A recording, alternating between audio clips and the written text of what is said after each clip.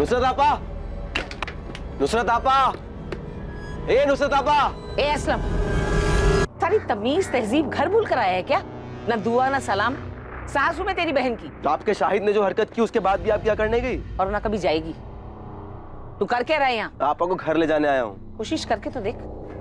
असलम तुम यहाँ? चले आपा, तेरा शौहर अभी घर नहीं आने वाला है। चल अपना सामान बांध और घर चल मेरे साथ। मैं कह रहा हूँ ना चल। नुसरत अंदर जा। ए आपा। असलम एक बात कान खोल के सुन ले, ये घर नुसरत का है और वो यहाँ से कहीं नहीं जाएगी। और दोबारा मेरे घर के दरवाजे पे आकर इस तरह चिल्लाया ना तो समझ लेना, ये सरोटा सिर्फ सुपारी नहीं जबान भी काट सकता है।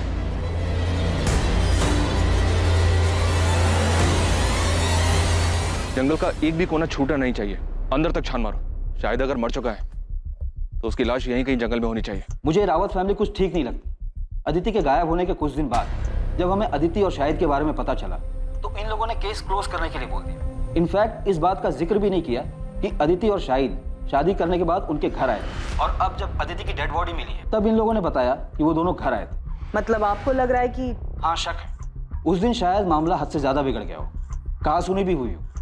वैसे भी अदिति की फैमिली काफी कट्टर ख्यालत की, खासकर उसके ताऊजी जगमोहन रावत।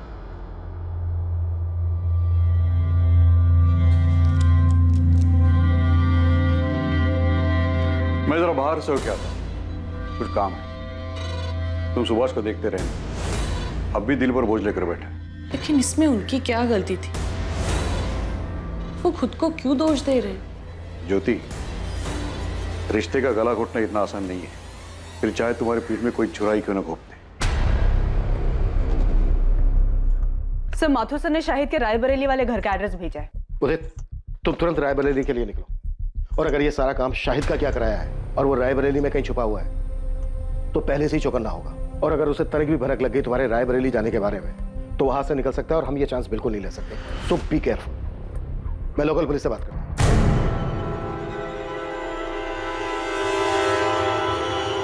अम्मी, आप मानिए या ना मानिए, लेकिन सच यही है कि आपकी जिद की वजह से मैंने नुसरत से निकाह किया। हमारे बीच में प्यार जैसा कुछ था ही नहीं, तो ऐसे निकाह का क्या फायदा जहां दो इंसान खुशी ना हो। बस नुसरत के खिलाफ मैं कुछ नहीं सुनूंगी। अम्मी मैं... चुप कर, बेहया कहीं की, कैसी बेशर्म लड़की है। अरे शादी का इतना ही शौक था तो जाके अपने माँ बाप से बोलती ना। जवान है, सुंदर है, और कौन सी तेरी उम्र निकली जा रही है जो तूने मेरे शादीशुदा बेटे को फंसा लिया। अम्मी, ये लड़की अपने घर के ऐशो आराम को छोड़कर मेरे साथ आई क्योंकि मुझसे सच्चा प्यार करती है ये, और मेरे लिए बहुत मायने रखता है। और शाहिद मैं आपके लिए कोई मायने नहीं रखती। बस नुसरत, इस बेगैरत के लिए आंसू बहाने की कोई जरूरत नहीं है। शाहिद, आज तुझे फैसला करना होगा। या तो इस लड़की को छोड़कर तू इस घर में हमेशा के लिए वापस आ जा, या इस घर को छोड़ दिया। अम्मी, चलो, आपकी जबरदस्ती की वजह से मैंने नुसरत से निकाह किया। हमारे बीच में प्यार जैसा कुछ था ही नहीं। Welcome to Kanpur sir. Professor Vineet को हमने उठा लिया है, वो यहाँ फिलहाल लॉकअप में बंद है, लेकिन इज्जत और नौकरी जाने के बाद भी इसकी सनक बरकरार है। चलो देखते हैं शेक्सपियर के अलावा और कौन सा ड्रामा रचने की फ्राक में। एक कप और मिलेगी? लंच भी मिलेगा, लेकिन उससे पहले तुम्हें हमारे सवालों के जवाब देने होंगे। वैसे आप कौन हैं? Inspector Abhijit Sharma, Noida police. अदिति की डेड बॉडी आपको मिली थी? हाँ। क्या लगता है आपको, अदिति को उसी टैक्सी ड्राइवर ने मारा है जिसके साथ वो आती जाती थी? केस को काफी क्लोजली फॉलो कर रहे हो। जिसकी वजह से मेरा सब कुछ खत्म हो गया, उसे एंड तक फॉलो करना तो बनता है ना। वैसे पता है, अब सोचता हूं ना तो महसूस कर पाता हूं कैसा लगा होगा ओथेलो को सब कुछ खोने के बाद। फिर तो तुम्हें यह भी पता होगा ओथेलो का सब कुछ खोने का रीजन वो खुद था। जिद और इनसिक्योरिटी में आकर खुद उसने अपने प्यार को मार डाला था। वाह सर, आपने ओथेलो पढ़ा है? अच्छा ये बताइए, आपका सबसे पसंदीदा कैरेक्टर कौन सा है? अपना ये ड्रामा बंद कर दे प्रोफेसर, ये पुलिस स्टेशन है, कोई स्टेज नहीं। All world is a stage, all men and women are merely players. ये पूरी दुनिया एक रंगमंच है और हम सब इसकी कठपुतली हैं। कोई मरता नहीं, कोई मारता भी नहीं है। बस जब जिसकी जरूरत खत्म हो जाती है उसे इस रंगमंच से अलविदा लेना पड़ता है। अदिति शाहिद से प्यार करती थी, भाग गई थी उसके साथ। ये जानने के बाद अपनी जिंदगी में तुम्हें उसकी जरूरत तो रही नहीं होगी, तो क्या तुमने उन दोनों की जिंदगी को रंगमंच से अलविदा कर दिया? शाहिद उस लड़की अदिति को लेकर यहाँ आया था, लेकिन मैंने उन्हें दरवाजे से लौटा दिया, घर के अंदर भी नहीं लिया। उसके बाद दोनों कहाँ गए मुझे नहीं पता। ये कौन है? ये असलम है, नुसरत का भाई। ठीक है, फिर भी हमें आपके घर की तलाशी लेनी होगी। देखिए साहब, शाहिद घर पर नहीं और पूरा गांव जानता है कि रुखसार कभी झूठ नहीं बोलती। उसके बाद भी अगर आपको अंदर जाना है तो वारंट लाइए। देखिए रुखसार जी, मामला बहुत संगीन है। नोएडा के जंगल में अदिति की लाश मिली हमें। सिर्फ अदिति की लाश मिली, शाहिद की नहीं? क्यों, मिलनी चाहिए थी। असलम क्या बकवास कर रहे हो? अरे मैं तो सिर्फ ऐसे ही पूछ रहा हूँ, वो दोनों साथ में गए थे इसलिए। साहब, शाहिद कहाँ है? हम वही तो पता लगाने की कोशिश कर रहे हैं। अब या तो शायद अदिति को मार के गायब हुआ है, या फिर शायद वो खुद भी जिंदा नहीं है।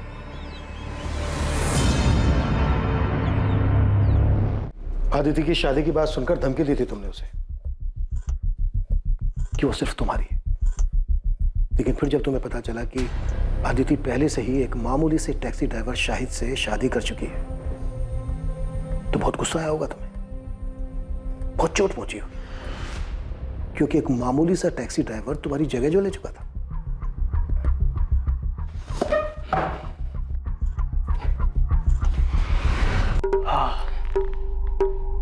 लीजिए, अब मैंने आपकी जगह ले ली, आपकी कुर्सी पर बैठा हूं, तो आप मेरा खून करना चाहते हैं?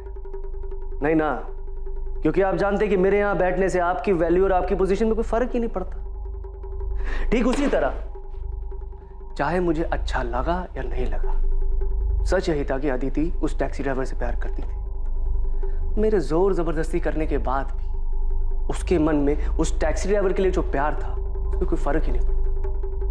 इसलिए जगह ले ली नहीं ले ली, ये सब बकवास है। एक बार को तो तुमने सोचा होगा कि अदिति पढ़ी लिखी लड़की है, उसका और तेरा इंटेलेक्चुअल लेवल मैच करता है, और दूसरी तरफ वो टैक्सी ड्राइवर शाहिद, जिसका अदिति के साथ कोई मेल नहीं था। आपको लगता है कि मैं इंटेलेक्चुअल हूं और वो टैक्सी ड्राइवर गवार है? सर, ये सिर्फ एक मुखौटा है जो अंदर के असली चेहरे को छुपा देता है। बात को गोल गोल घुमाने से मुद्दा नहीं बदल जाता प्रोफेसर।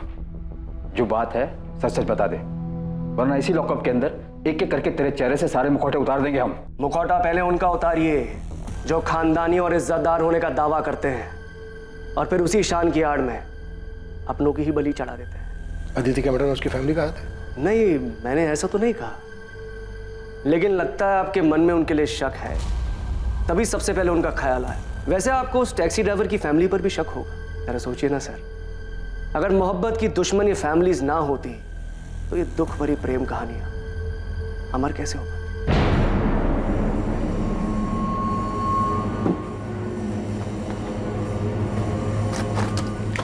सुनिए, खाना लग गया है। हाँ, इतने पैसे? वो ऑफिस में एक एम्प्लॉय की माँ हॉस्पिटल में एडमिट है, उसकी मदद के लिए।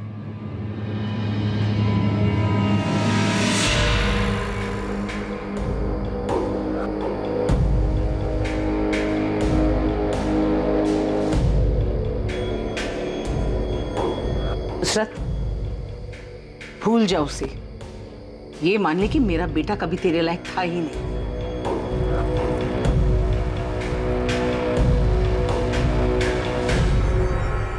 साहब, मेरा भाई असलम दिल का बहुत अच्छा है, उसने कभी किसी का बुरा नहीं चाहा, लेकिन शाहिद की दूसरी निकाह की बात सुनकर वो बहुत गुस्सा हुआ था। शायद इतने गुस्से में मैंने उसे पहले कभी नहीं देखा। आपा, मैं बता दे रहा हूँ, मैं उसे नहीं छोड़ूंगा। तूने मुझे फोन क्यों नहीं किया जब वो यहाँ आया था? और वो कहाँ गया, कुछ बोल के गया है? नहीं। शायद वापस से कानपुर गया होगा, वहां का पता है मेरे पास। अभी जाके मालूम करता हूँ और उसका ऐसा बुरा हाल करूंगा, उसको और उस बेगैरत लड़की दोनों को तुझे धोखा देने की ऐसी सजा दूंगा ना आपा, तू देख। असलम, ये क्या कह रहे हो तुम? तुम ऐसा कुछ नहीं करोगे। अरे छोड़ आपा। असलम, वादा करो मुझसे, तुम शाहिद को कुछ नहीं करोगे। असलम, मैंने अपने भाई को गुस्से में आपा खोते हुए पहले भी देखा है। शाहिद पे तो वो बहुत ज्यादा गुस्सा था, यहाँ तक कि उसे सबक सिखाने के लिए वो कानपुर भी गया था। सर, शाहिद के कॉल रिकॉर्ड्स और फोन लोकेशन स्कैन किए। 8 सितंबर के बाद से उसका फोन स्विच ऑफ आ रहा था, लेकिन अजीब बात यह है कि 12 सितंबर की सुबह उसका फोन फिर से स्विच ऑन किया गया, जिसकी फोन लोकेशन नोएडा की थी, और उसके बाद चंद मिनटों बाद ही उसका फोन फिर से स्विच ऑफ किया गया। उसके बाद से अभी भी ऑफ आ रहा है। अदिति का मर्डर हुआ था 11 सितंबर की रात को, तो मर्डर के बाद शाहिद का फोन क्यों ऑन हुआ होगा? तो कहीं प्रोफेसर विनीत का इशारा सही तो नहीं था? मतलब शाहिद और अदिति किसी मुसीबत में थे, शायद किसी की गिरफ्त में, जहां पर अदिति का मर्डर हुआ, और शाहिद किसी तरह से अपनी जान बचाकर भागा और उसने अपनी जान बचाने के लिए फोन ऑन किया होगा। लेकिन इसके पहले कि शाहिद कॉल करता वो पकड़ा गया और इसकी वजह से उसका फोन अभी तक बंद आ रहा है। ये काम अदिति के ताऊ जगमोहन या फिर शाहिद के साले असलम का हो सकता है।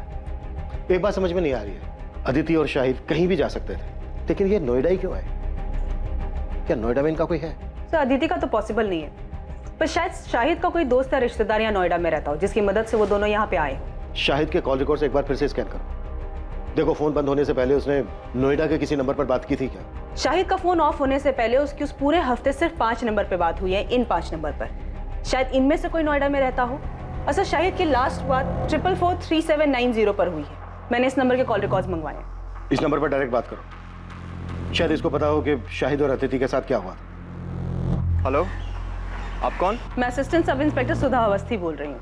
जी मैडम, मैं मनोज गोयल बोल रहा हूँ। क्या आप नोएडा में रहते हैं? जी हाँ मैडम, मैं नोएडा में ही रहता हूँ। शाहिद बेग को जानते हो?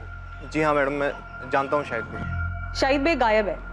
उसके फोन से जो 8 सितंबर को लास्ट कॉल किया गया था वो आपके नंबर पे किया गया था। मयूरी बाग पुलिस स्टेशन आ जाइए, आपसे बात करें। अरे साहब, आप लोग ये क्या कह रहे हैं? मैंने कुछ नहीं किया है। असलम, छूट नहीं हमसे, समझा?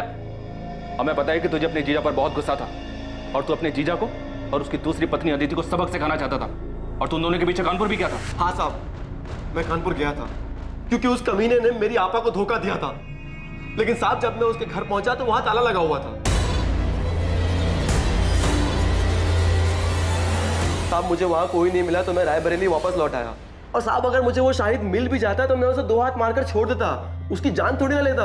आखिर मेरी आपा का पति है वो, उसको मारकर मैं अपनी आपा को बेवा नहीं कर सकता था साहब। मैं तो सिर्फ उसे सबक सिखाने के लिए, डराने धमकाने के लिए गया था, ताकि वो उस लड़की को छोड़कर मेरी आपा के पास वापस आ जाए। मान लिया कि तू अपनी बहन के पति को नहीं मार सकता था, पर तू अपनी बहन के सौतन को मार के अपनी बहन के घर को दोबारा तो बसा सकता था ना? साहब मैंने किसी को नहीं मारा है साहब। अच्छा, तो तू 10 से 12 सितंबर के बीच नोएडा में नहीं था? नहीं साहब, मैं यहीं रायबरेली था, बस कानपुर गया था और वहां से आने के बाद कहीं नहीं गया। तेरे कॉल रिकॉर्ड्स मंगवाए हमने, समझा? अगर पता चला ना कि तूने झूठ बोला हमसे, तो कानपुर तो क्या, तो इस थाने के बाहर 4 कदम चलने लायक नहीं बचेगा, समझा? पुलिस अलग अलग दिशाओं में हाथ पैर मार रही थी, लेकिन इस केस की तहकीकात ने अब तक कोई दिशा नहीं पकड़ी थी। किसी भी संदिग्ध के खिलाफ कोई पुख्ता सबूत नहीं मिल रहा था, और दूसरी तरफ शाहिद के बारे में भी कोई खबर नहीं मिल पाई थी। लेकिन अब जो खबर सामने आने वाली थी, उससे इस केस का रुख बदलने वाला था।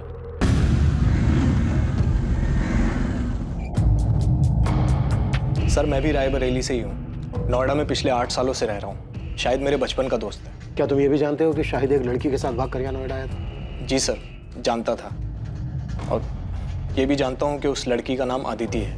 12 सितंबर को हमें अदिति की डेड बॉडी। क्या डेड बॉडी? शाहिद का डर सही नहीं। शाहिद अदिति के साथ ऐसा नहीं कर सकता। वो दोनों एक दूसरे से बहुत प्यार करते थे, उन दोनों ने शादी भी की थी, पर उनके घर वालों ने मानने से इनकार कर दिया, तो उसने मुझे फ़ोन किया। उसे कुछ पैसे और रहने के लिए जगह चाहिए थी। देख, अभी मेरे पास ना सिर्फ 5000 रुपये है, मैं तेरे अकाउंट में ट्रांसफ़र कर रहा हूँ। तुम दोनों टिकट कराओ और इधर नोएडा आ जाओ, बाकी इधर मिलकर सोचते हैं, ठीक है? देख, अगर तू कह रहा है ना कि अदिति के घर वाले कुछ भी कर सकते हैं, तो तेरा कानपुर छोड़ने का फैसला बिल्कुल सही है। मैं अदिति को कुछ नहीं होने दे सकता। मैं बस जल्दी से नोएडा की ट्रेन पकड़ के आ रहा हूँ। अब हमें कानपुर या रायबरेली में रहने में डर लग रहा है। सर शाहिद मेरे पास यहाँ नोएडा आ गया था। तो 2 दिन शाहिद यहाँ नोएडा में तुम्हारे पास तुम्हारे घर पे रुका था? हाँ सर, मैंने इंतज़ाम किया था। वैसे मैं एक छोटा मोटा स्टेट एजेंट हूँ सर। सेक्टर 49 में एक फ्लैट मेरे पास खाली पड़ा था, उसकी चाबी मेरे पास ही थी। वो फ्लैट मुझे किराए पे चढ़ा, तो मैंने शाहिद और अदिति को वहाँ रहने दिया।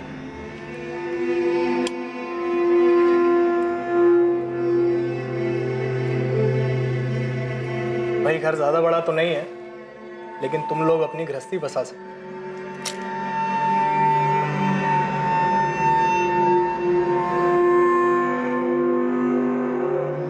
घर बड़ा नहीं, इंसान का दिल बड़ा होना चाहिए, जैसे कि आपका है।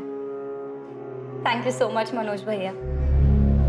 ये बात शायद 8 सितंबर की होगी। वो दोनों बहुत खुश थे। मैं चाबी देके वहां से निकल गया और शाहिद ने मुझे बताया था कि वो अपना फोन ऑफ रखेगा, तो मेरी इस बीच उससे कोई बात नहीं हुई। 2 दिन बाद 10 तारीख को जब मुझे वक्त मिला तो मैं उनका हाल चाल लेने के लिए वहां पहुंचा।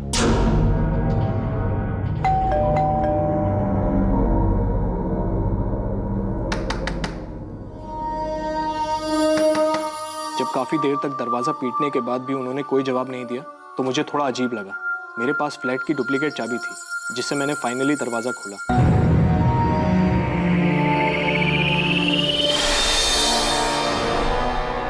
लेकिन अंदर का नजारा देखकर मैं हैरान रह गया। पूरा घर बिखरा पड़ा था। शाहिद, अदिति। मैंने अंदर जाकर भी देखा लेकिन दोनों अदिति और शाहिद वहां नहीं थे। सर, मैंने शाहिद का फोन भी ट्राई किया था लेकिन वो बंद था। मुझे समझ नहीं आ रहा था कि वहां हुआ क्या था। तुम्हें अपने दोस्त की इतनी चिंता थी तो फिर पुलिस को फोन क्यों नहीं किया? घर इतनी बुरी तरह से तहस नहस था तो तुम्हें लगा नहीं कि कोई बड़ी बात हो सकती है, वो दोनों किसी मुसीबत में हो सकते हैं। सर, मैं डर गया था घर को उस हालत में देखकर। और फिर अगर घर के मकान मालिक को ये बात पता चल जाती कि मैंने ऐसे ही ये घर किसी को दे दिया तो मैं बहुत प्रॉब्लम में फंस जाता सर। इसलिए 2 दिन तक मैंने किसी को कुछ नहीं कहा। फिर मुझसे रहा नहीं गया सर। मैं पुलिस के पास आने ही वाला था कि शाहिद का फोन मुझे आया। 2 दिन बाद यानी कि 12 तारीख को। लेकिन अदिति का मर्डर तो 11 तारीख की रात को हुआ था। और शाहिद का फोन तो बंद था। इनफैक्ट 12 सितंबर की सुबह को कुछ सेकंड के लिए उसने अपना फोन ऑन किया था, लेकिन उस बीच उसने कोई कॉल नहीं किया था। हाँ मैम, उसने अपने मोबाइल से नहीं किसी अनजान नंबर से कॉल किया था। मनोज, वो लोग अदिति को उठा के ले गए। अरे कौन ले गया, कहाँ ले गया? उस दिन घर में हुआ क्या था शाहिद? मैंने उसको प्रॉमिस किया था मैं उसे कुछ नहीं होने दूंगा, लेकिन मैं उसको नहीं बचा पाया मनोज। नहीं बचा पाया मतलब? क्या हुआ अदिति को? तुम दोनों ठीक तो हो ना? मुझे उसके बगैर नहीं जीना मनोज। कोई मतलब नहीं है जीने का उसके बगैर। Hello Shahid, hello. सर, मैंने फिर से उस नंबर पर कॉल किया तो पता चला वो नोएडा के किसी पीसीयू का नंबर है। मैं बहुत डर गया था सर, मुझे कुछ समझ नहीं आ रहा था। मैंने तो दोस्ती यारी में उसकी मदद की थी पर इस झमेले में और नहीं फंसना चाहता था, इसीलिए मैंने किसी को कुछ नहीं बताया। अच्छा, शाहिद ने जब उस दिन तुम्हें फोन किया और कहा कि कुछ लोग अदिति को उठा कर ले गए, क्या लगता है तुम्हें शाहिद किसकी बात कर रहा है? पता नहीं सर, उसने किसी का नाम तो नहीं बताया, पर हाँ उसने एक बार बताया था कि अदिति के घर वाले काफ़ी रूढ़िवादी किस्म के लोग थे। मुझे पता नहीं, पर उस दिन शाहिद से बात करके मुझे सबसे पहला ख्याल अदिति के घर वालों का आया। पूरी संभावना थी कि अदिति की तरह शाहिद को भी मार दिया गया था। शायद वो आरोपी नहीं बल्कि पीड़ित था। ये केस अब ऑनर किलिंग का नजर आने लगा था। पर अब सवाल यह था कि ये घिनौना खेल किसके परिवार द्वारा रचा गया था, अदिति या फिर शाहिद? असम के कॉल रिकॉर्ड्स आ गए? नहीं सर, अभी तक नहीं आए, पर हमारी नजर 24 घंटे उस पर है। सर, मनोज को जिस पीछे से कॉल आया था वहाँ कोई सीसीटीवी नहीं है। दुकानदार को भी कॉलर का चेहरा याद नहीं है। हमने उसे शाहिद की फोटो भी दिखाई पर वो पहचान नहीं पाया। मनोज की बात से तो ये ऑनर किलिंग का ही केस लग रहा है। एक काम करो, अदिति के ताऊ जगमोहन और पिता सुभाष, इन दोनों को भी कॉल रिकॉर्ड्स निकालो। हो सकता है इन दोनों ने ये काम किया हो और पूरे चांसेस हैं कि इस केस में सुपारी दी गई हो।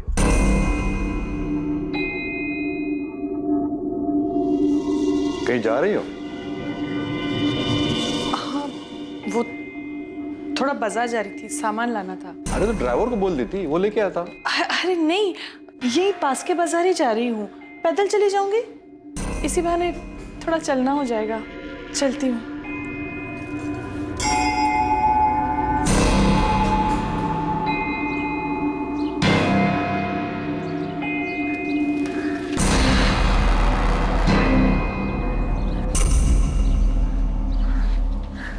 सोनाली, माँ,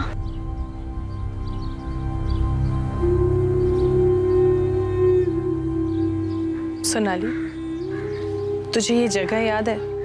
तुझे और अदिति को ये जगह बहुत पसंद थी। तू तो दूसरे बच्चों के साथ खेलती थी, लेकिन अदिति चुपचाप एक जगह बैठकर किताब पढ़ा करती थी। मैंने जो किया उसके लिए अब तक नाराज हो आप मुझसे, या आप पापा से डरती हैं कि उन्हें पता चल गया तो बवाल मचा देंगे? सोनाली, ये सब इतना आसान नहीं है। हम जिस समाज में रहते हैं, बस इसी समाज की वजह से आज तुम्हारी दोनों बेटियां तुमसे अलग हैं। और पापा की इस रूढ़िवादी सोच की वजह से ना आज अपनी एक बेटी को हमेशा हमेशा के लिए खो चुकी हैं आप। घर में अगर कम से कम आपने अदिति को समझने की कोशिश की होती ना, तो इस तरह घर से भागी नहीं होती। शायद उसके अकेलेपन का सहारा इसीलिए बन पाया क्योंकि हम लोग, उसका परिवार उसको समझ ही नहीं पाए। और इन्हीं सभी बंदिशों की वजह से उसने ये बगावत की थी। लेकिन इस बगावत का क्या फायदा? आखिर सजा तो उसे ही भुगतनी पड़ी ना। इसका मतलब अदिति की मौत उसकी बगावत की सजा थी। माँ मुझे सच सच बताओ, क्या अदिति को मरवाने में पापा का हाथ था? मुझे नहीं पता सोनाली, और सच पूछो तो मैं जानना भी नहीं चाहती। इसका क्या मतलब है माँ? आप कुछ जानती हैं? अदिति की मौत के बारे में आप कुछ जानती हैं?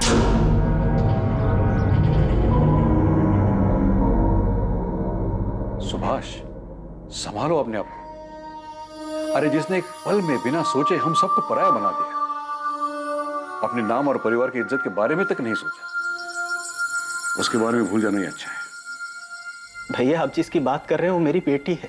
सुभाष, अदिति मेरी भी बेटी थी। मेरे लिए भी ये सब करना आसान नहीं है, लेकिन अपने परिवार और प्रतिष्ठा बनाए रखने के लिए हमने जो फैसला लिया है वो बिल्कुल सही है। जब से अदिति की लाश देखी है तब से घूम फिर कर ये बात मेरे मन में आके अटक जाती है। फिर लगता है कि नहीं, वो ऐसा कुछ नहीं कर सकते, लेकिन उनकी बातें याद आ जाती हैं और फिर लगता है कि इन सब के पीछे इन्हीं का हाथ है। हाँ, ये सच है कि 3 साल पहले जब सोनाली घर से भाग गई तो मैंने कुछ लोगों को पैसे दिए, उन्हें सोनाली के पीछे भेजा था, लेकिन उसे मारने के लिए नहीं, बल्कि उसे वापस घर लाने के लिए। बाप हूं मैं उसका, कसाई नहीं हूं। इससे पहले कि वो भानु से शादी कर ले, मैं एक आखिरी कोशिश करना चाहता हूं। पहली बार सोनाली आपके हाथ से बच के निकल गई, आप कुछ नहीं कर पाए, लेकिन इस बार अदिति के वक्त आप कोई चांस नहीं लेना चाहते होंगे। वैसे भी अदिति आपकी सगी बेटी तो थी नहीं। जब अदिति और शाहिद आपके पास आशीर्वाद लेने आए होंगे तो आपका खून तो खोला ही होगा। मैं अदिति पर गुस्सा नहीं था, उसकी नादानी पर हैरान था। बुरा तो इस बात का लग रहा था कि मैं अपनी बेटी को समझ ही नहीं पाया।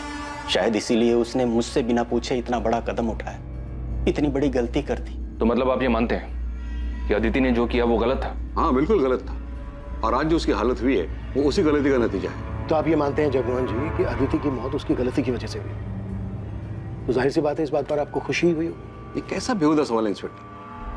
अदिति मेरी भी बच्ची थी, मुझे जिंदगी भर उसे खोने का दुख रहेगा। और पछतावा?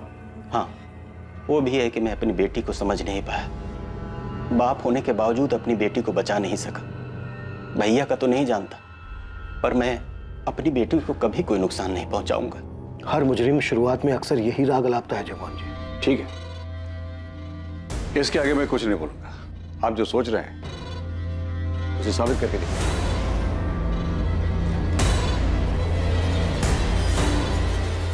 पॉसिबल है अदिति के ताऊ जगमोहन ने ही अदिति और शाहिद दोनों की सुपारी दी। बड़े लोग हैं सर, इतना तो पक्का है कि खुद के हाथ गंदे नहीं किए होंगे। जैसे सोनाली के वक्त गुंडे भेजे थे, शायद इस बार भी किसी को सुपारी दी हो। खबरी नेटवर्क को एक्टिव करते हैं, नोएडा और कानपुर, इन दोनों जगह के हिस्ट्री शीटर्स को स्कैन करने के लिए बोलते हैं। अगर इन दोनों में से किसी भी जगह से सुपारी निकली होगी तो पता चल जाएगा।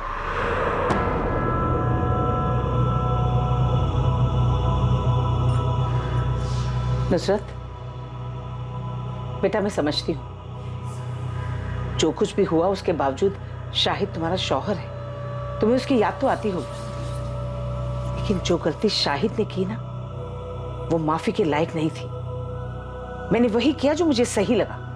यही तो मुश्किल है ना अम्मी, आप सब ने वही किया जो आप सबको सही लगा। आपको सही लगा तो आपने शाहिद की मर्जी के बगैर उनका निकाह हमसे करवा दिया। शाहिद को सही लगा तो उन्होंने मुझे बिना बताए अपना जीवन साथी चुना। आपको सही लगा तो आपने उनको घर से निकाल दिया। असलम को सही लगा तो उन्होंने, इन सब में मैंने तो अपना सब कुछ खो दिया ना आज मेरे पास शौहर है, ना आज मेरे पास औलाद है।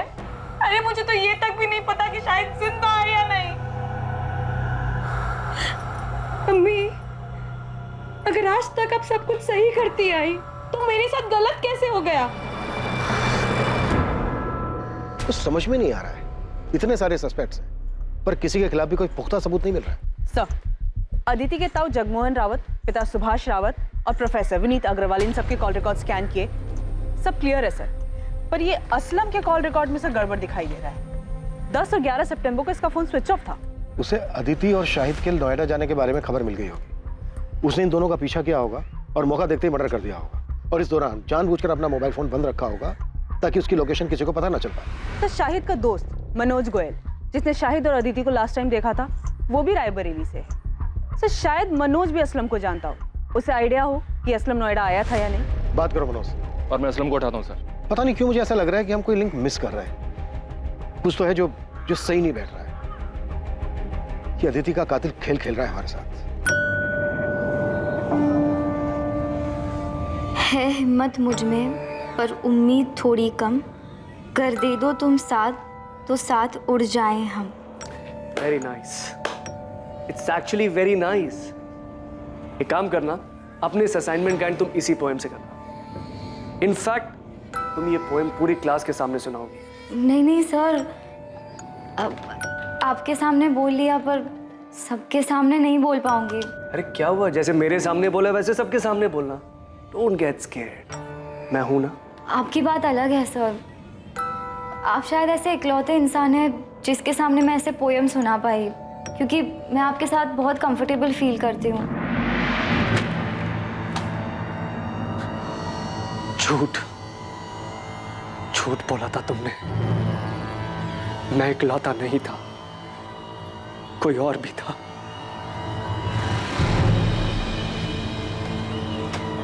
आ गया? जमानत मिली या जेल की दीवार फांद के आया है? ताना मारने की जरूरत नहीं है, पता है मुझे, पुलिस को आप ही ने चुगली की होगी। आपको लगता है अदिति और शाहिद को मैंने मारा? मुझे किसी को चुगली करने की जरूरत नहीं बच्चे, लेकिन हाँ, अगर मुझे पता चला कि तूने मेरे शाहिद के साथ कुछ किया है तो मैं पुलिस के पास जरूर जाऊंगी, लेकिन तुझे मारने के बाद। हाँ मैडम, शाहिद के साले का नाम असलम है, पर मुझे ये नहीं पता कि असलम शाहिद से गुस्सा था या नहीं। मैं उससे कभी नहीं मिला। और कुछ पता असलम के बारे में कि 10 और 11 तारीख को वो नोएडा में था या नहीं था? पता नहीं मैडम, पर असलम ने कुछ किया क्या? शाहिद के बारे में कुछ पता चला कि वो कहाँ है? मैम वो मिल तो जाएगा ना? मैम कभी कभी लगता है कि अदिति की तरह कहीं वो भी। मनोज, अभी इस बारे में कुछ पता नहीं चल पाया, लेकिन अगर तुम्हें कुछ पता चलता है या कुछ याद आता है तो हमें फौरन बताना। जी मैडम। ये क्या तमाशा लगा रखा है आप लोगों ने?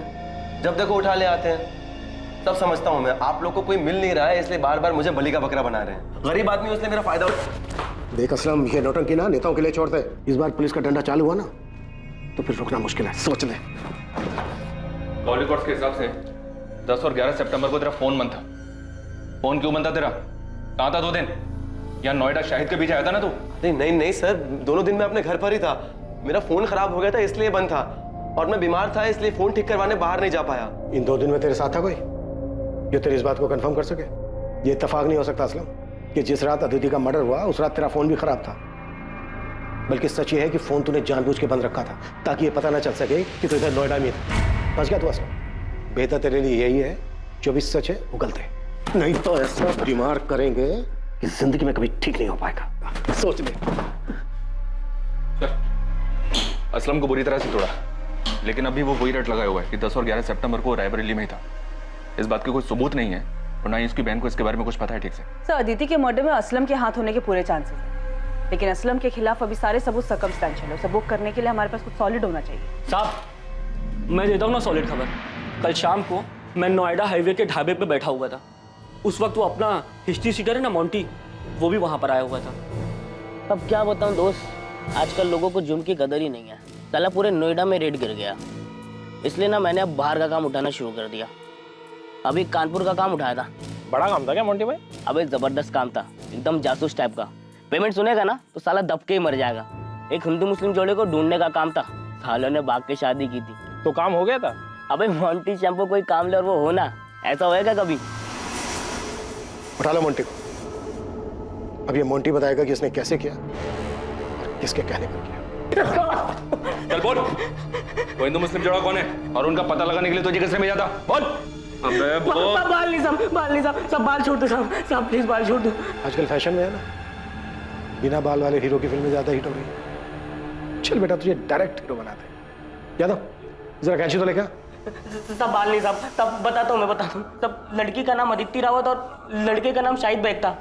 उनको ढूंढने का काम मिला था साहब। मैंने यूपी, दिल्ली, नोएडा हर जगह अपने लड़के घुमाए, लेकिन साहब उनका कुछ नहीं पता चल पाया साहब। अबे ओए, नौटंकी बंद कर, समझा? अभी सच सच बोल, शाहिद की लाश कहाँ है? और उनके लिए सुपारी किसने दी? जगमोहन रावत ने या असलम ने?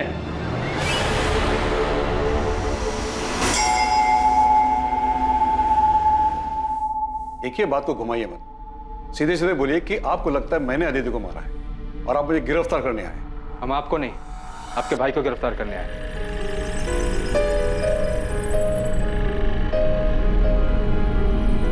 सुभाष को क्या किया इसने? वो तो यही बेहतर बता पाएंगे। मोंटी को नोएडा पुलिस ने गिरफ्तार कर लिया है, उसने तुम्हारा नाम लिया। साहब 10 सितंबर को सुभाष रावत ने मुझे फोन किया था साहब। डन साहब, काम हो जाएगा, दोनों को ढूंढ लूंगा मैं। मेरे आदमी हर जगह काम होती, मैं आपको बता दूंगा। उसके आगे क्या करना है साहब, आप ये बताइए मुझे।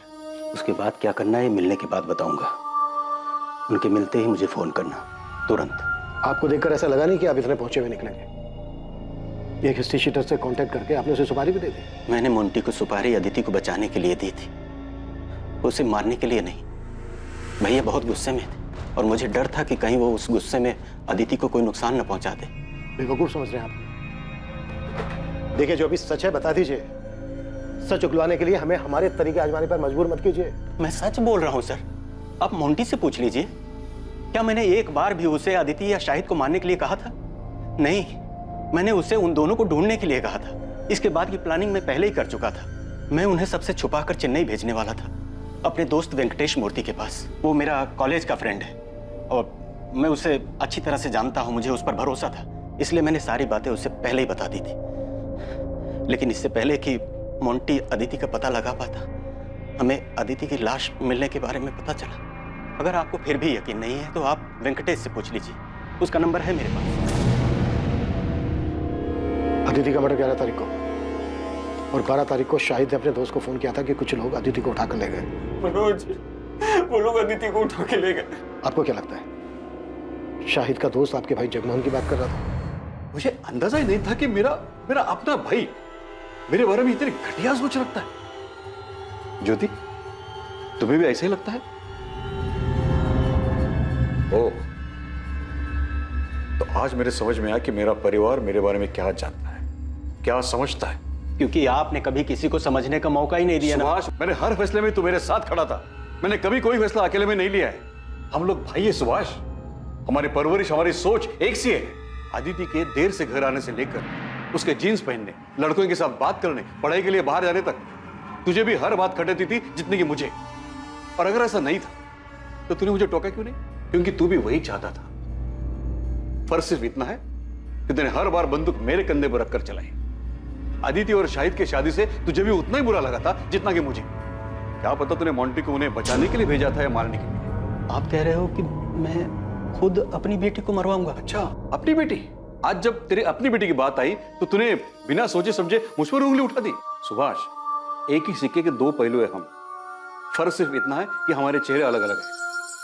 तूने मुखौटा पहन रखा है और मेरा सच सबके सामने है। जब शक दिलों में घर कर जाता है तो रिश्तों में भी दरारें पड़ने लगती हैं। और यहां भी ऐसा ही हो रहा था। सभी एक दूसरे पर शक कर रहे थे, आरोप लगा रहे थे, लेकिन दावे के साथ किसी के पास भी कहने के लिए कुछ नहीं।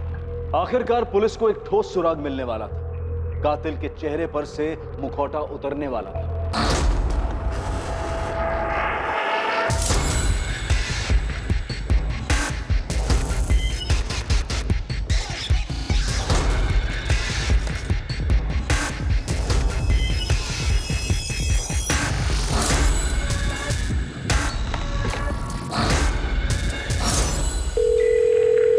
हेलो, एक टेम्पो का नंबर भेज रही हूँ, उसके ओनर की डिटेल चाहिए मुझे तुरंत।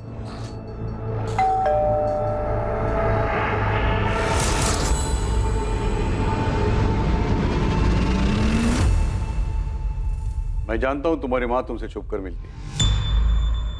तुम्हारे लिए अच्छा ही होगा तुम हमारे परिवार से दूर रहो और ये बात दोबारा मुझे दोहरानी न पड़े। छूट क्या रहा है उसे? असलम भी कुछ नहीं बोल रहा है, उसके खिलाफ भी कुछ नहीं मिल रहा है, बाकी सबके कॉल रिकॉर्ड्स भी क्लीन है। चोरी किए गए गहनों के बारे में भी अभी तक कोई इन्फॉर्मेशन नहीं मिली है सर। तकरीबन 15 लाख के थे, पक्का कातिल के पास ही होंगे, क्योंकि अगर उसने गहने बेचने की कोशिश की होती तो नोएडा, कानपुर या रायबरेली के किसी ज्वेलरी शॉप से ऐसी कोई खबर सामने आ ही जाती। सर, 12 सितंबर की सुबह 2:54 पे ये टेम्पो चिवारी गांव की तरफ मुड़ा था। उस रात भर में ये अकेला व्हीकल है जो 1 बजे के बाद उस रास्ते से गुजरा था। तो मुझे पूरा यकीन है अदिति को इसी टेम्पो में ले जाया गया होगा। और सर, सबसे बड़ी बात, इस टेम्पो के ड्राइवर ने बताया कि उसके मालिक ने अचानक से उस रात फोन करके ये टेम्पो मंगवाया था। इसका मालिक का नाम?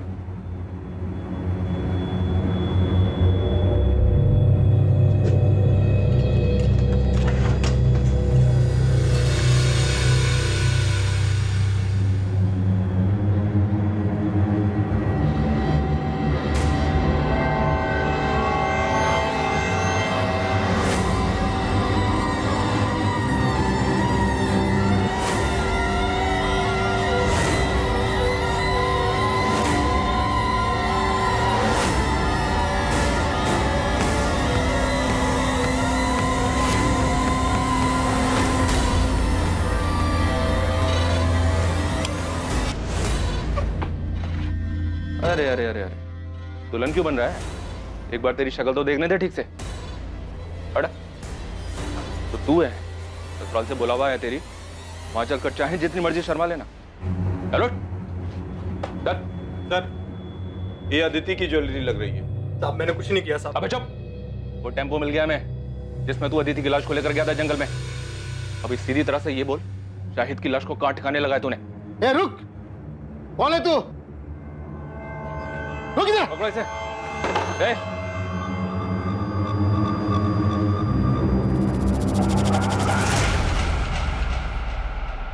शाहिद बेग।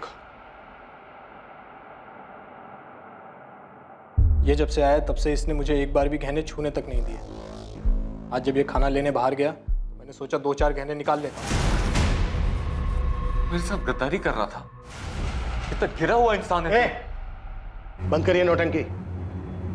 और ये कैसी प्रेम कहानी है जिसमें लैला मर गई और मजनू अभी तक जिंदा है और उसके गहने दबाकर बैठा है?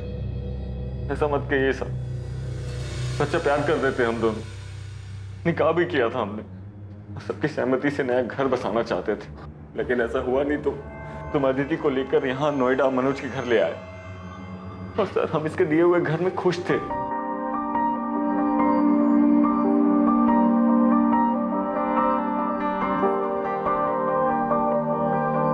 खुश तो हो ना तुम? मैं बहुत खुश हूँ। हम दोनों साथ हैं, यही काफी है। क्या बन रहा है भाई खाने में? मैं बस रोटियां बना रही हूँ, आप दोनों खाने बैठ जाइए। खुश तो हो ना तुम दोनों यहाँ?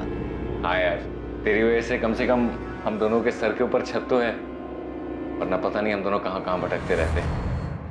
मैं प्लेट्स लगाता हूँ।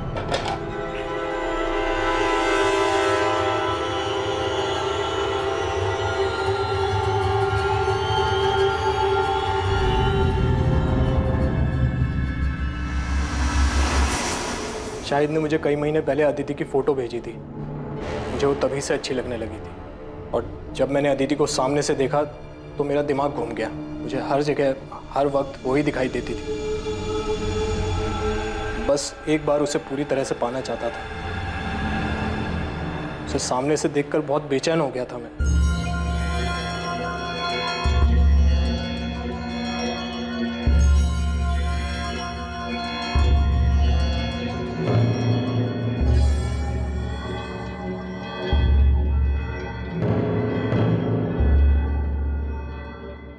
मनोज भैया, शाहिद बस 5 मिनट में ना कर आएगा, तब तक आप चाय पीजिए।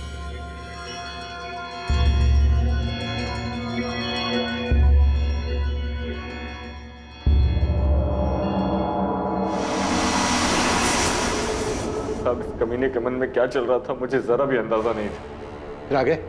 मैं अदिति से अकेले में मिलना चाहता था, उसे एक बार छूना चाहता था। इसीलिए मैंने एक नौकरी के इंटरव्यू के बहाने इसे घर से दूर भेज दिया और खुद अदिति के पास चला गया।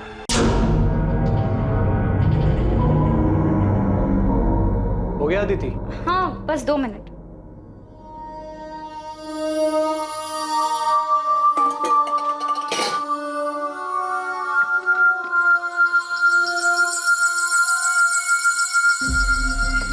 भैया आप वहाँ जाकर बैठिए ना, मैं चाय लाती हूँ।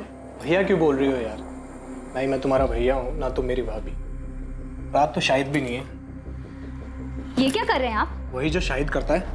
दूर रहिए, पागल तो नहीं हो गए? देखिए आप मुझसे दूर रहिए वरना ठीक नहीं होगा। शादीशुदा शाहिद में ऐसा क्या है जो मुझ में नहीं है? मुझे क्यों मना कर रही है? पागल तो नहीं हो गए? अब जाइए यहाँ से।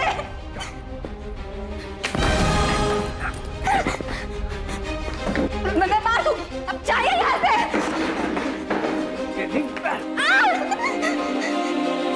छोड़ दे, छोड़िए मत मुझे।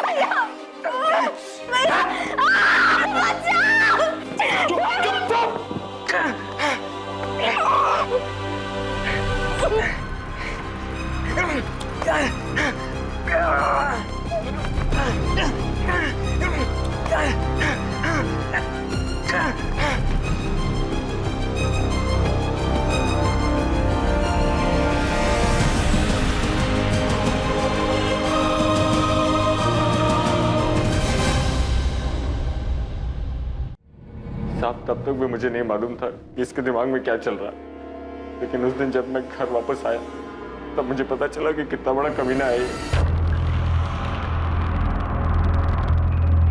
अदिति, अदिति, अदिति! ये क्या किया तूने? शाहिद शांत हो जा भाई, देख गलती हो गई यार, बहक गया था। बहक गया था? चल मेरी बीवी थी वो, प्यार करता था मैं उससे, छोड़ूंगा नहीं तुझे। शाहिद चल, बोला ना यार गलती हो गई। दिमाग शांत रख और मेरी बात ध्यान से सुन। देख रोग आकर अगर तूने ये ड्रामा किया ना तो देख हम दोनों फंसेंगे और मैं बोल दूंगा कि इस कत्ल में तू भी शामिल है और अदिति के घर वाले तुरंत मान जाएंगे। इसलिए हमारे लिए अच्छा यही होगा कि इस मामले को यहीं दबा दें। तुझे क्या लगता है तेरे बहकावे में मैं आ जाऊंगा? तेरा सच में दिमाग खराब हो गया है? देख शाहिद भाई मेरी बात सुन यार, हम सालों पुराने दोस्त हैं यार, एक लड़की के चक्कर में अपनी दोस्ती खराब करेगा? अरे ये तो गई, वापस नहीं आएगी। इसके जैसी हजारों लड़कियां तुझे मिलेंगी। तुझे नई जिंदगी शुरू करनी थी ना, रायबरेली से बाहर निकलना था। मैं भी तेरे साथ चलूंगा, मेरे पास पूरा प्लान है और हमारे पास इसके गहने भी हैं यार। हम दोनों की लाइफ सेट हो जाएगी, समझ रहा है मेरी बात?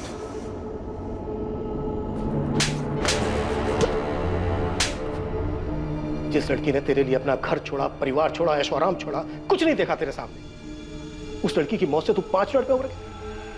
ये प्यार था तेरा अदिति के लिए? क्या करता सर मैं, आप ही बताइए। अदिति तो मर गई थी, वापस नहीं आने वाली थी, इसलिए मनोज जैसा कहता रहा मैं वो करता रहा।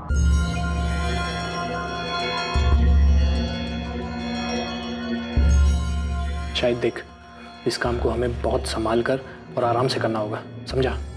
इसकी लाश को ना इसमें डालकर ले जाएंगे, लेकिन अभी नहीं, देर रात को। मैं टेम्पो का जुगाड़ करता हूँ। मेरी दुकान में एक आदमी काम करता है जिसके पास पुराना टेम्पो है। अदिति की लाश को ठिकाने लगाने के बाद तू अपना फ़ोन ऑफ कर देना और फिर 2 दिन बाद अपना फ़ोन ऑन करना, सिर्फ कुछ सेकंड के लिए। जब पुलिस को अदिति की लाश मिलेगी ना तो वो मुझसे पूछताछ करने आएगी, तो मैं उन्हें बताऊंगा कि तुम दोनों के पीछे कुछ लोग पड़े थे जिन्हें अदिति के परिवार वालों ने भेजा था। अदिति को उन्होंने मार दिया और तू अपनी जान बचाकर भागा। फिर तूने अपना फ़ोन ऑफ कर दिया, तुमने फ़ोन ऑन किया, फिर तुम भी पकड़े गए और तुम्हारा फ़ोन फिर तुरंत बंद हो गया। इसमें पुलिस को यही लगेगा कि या तो तूने खुदकुशी की है या तेरे परिवार वालों ने तुझे मारा है। और जब तक ये मामला शांत नहीं हो जाता, मेरे पास एक और ठिकाना है, तू वहाँ छुप जा और सबसे पहले तेरा हुलिया बदलना पड़ेगा ताकि कोई तुझे पहचाने ना। कुछ गड़बड़ हो गई तो?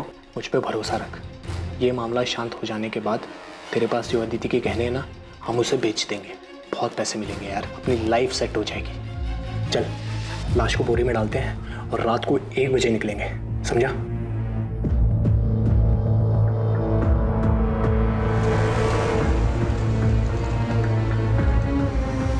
और फिर अदिति की लाश को हम जंगल में फेंककर घर वापस आ गए।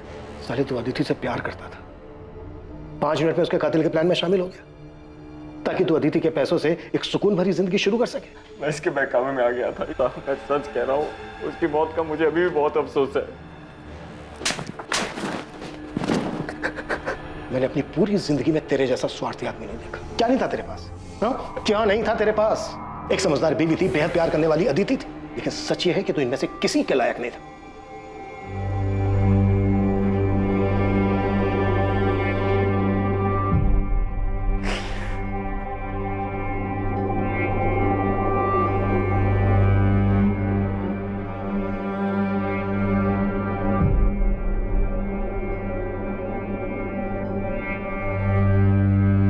तमन्ना उड़ जाऊं नीले गगन में, पर कैसे उड़ूं, बंदिशें हैं इन परों में। है कांटों की दीवार रोके मुझे, ये प्रतिष्ठा की परछाई टोके मुझे। है अरमा छू लूं सितारों को, तोड़ दूं इन बंदिशों इन दीवारों को। है हिम्मत मुझ में पर उम्मीद थोड़ी कम है, कर दे दो तुम साथ तो साथ उड़ जाएं हम। झूठ का पर्दाफाश अक्सर इंसानी मंसूबों का भद्दा चेहरा सामने ले आता है। मुखौटा उतरते ही सच्चाई अपने आप सामने आ जाती है और इंसान की स्वार्थी, घिनौनी और लालची मंशाओं पर रोशनी पड़ जाती है। लेकिन इससे ज्यादा खौफनाक हकीकत इंसान के अंदर छुपा हुआ अंधकार है, जिससे वो खुद भी वाकिफ नहीं होता और जिसका आभास उसे जिंदगी की मुसीबतों के साथ जूझते हुए ही होता है। शायद भी अपने भीतर छुपे अपने इस खतरनाक रूप को शायद नहीं पहचानता था।